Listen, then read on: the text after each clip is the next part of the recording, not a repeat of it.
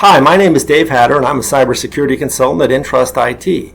I'm excited to be here on behalf of my friends at HCM to talk about a very important and timely cybersecurity topic, antivirus software or apps.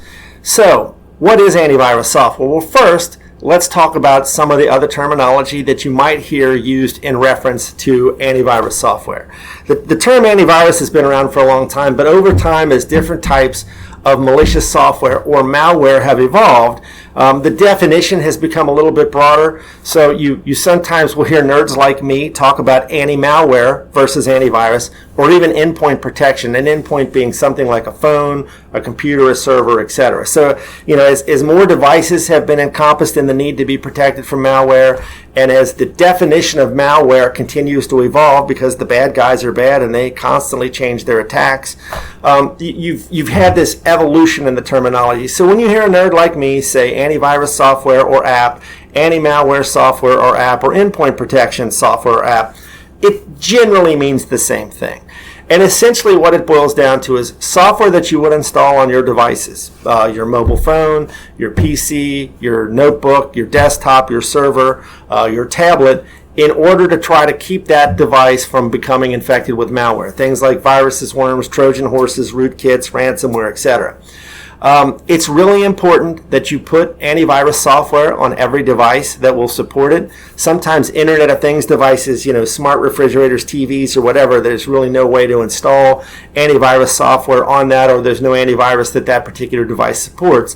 But for any device that will support endpoint protection or antivirus software, you really need something on it. Running devices without endpoint protection or anti-malware software, you're really just opening yourself up for a whole plethora of issues. Modern antivirus or endpoint protection software has gotten very robust, very good.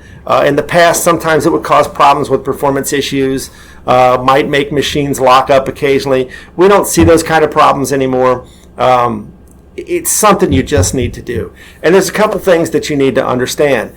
Once you have antivirus software, and I want to point out, you'll see in the second to last bullet point there, if you use Microsoft Windows 10, it ships with Windows Defender, Microsoft's free antivirus or anti-malware software. Defender has come a long way over the years. In many cases, people will say, well, should I use something free like Defender or other free antivirus software, or should I spring for something like Norton? Okay. This is not just my opinion. You can see I have a link there to CNET. CNET is one of many websites I like to refer people to. CNET.com, ZD, Ziff Davis, net.com. You've got PC Magazine and others out there where you have editors and experts who will vet software. They test it to make sure it's legitimate. They test it to make sure it does what it's supposed to do. They test it to make sure that it won't cause problems for you. So don't just take my advice for this. You can go out and before you download any software, and especially something as critical as antivirus software, do some homework.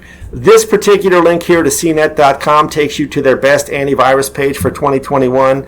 Every year they'll put out a list of various different types of software, again, where their experts and their editors will rank it.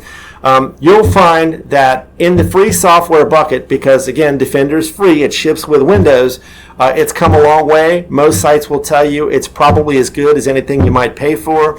If you look at IT industry groups like Gartner or Forrester or others, you'll see they rank Defender very high.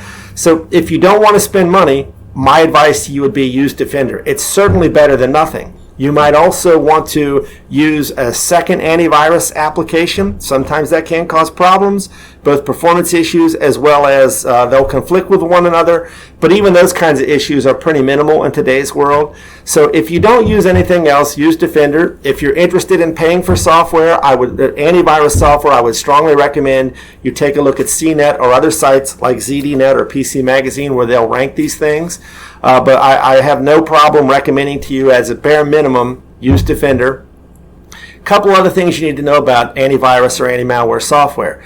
Just because you've installed it, you're not done. You need to make sure that it's being regularly updated. Generally speaking, it will be configured so that it will automatically connect to the vendor servers and download updates because, as I mentioned before, the bad guys are constantly changing their attacks.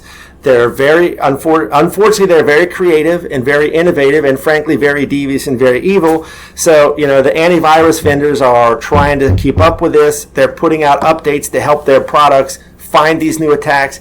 It's absolutely critical that you regularly update your antivirus software, and ideally you will configure it so that it updates itself automatically.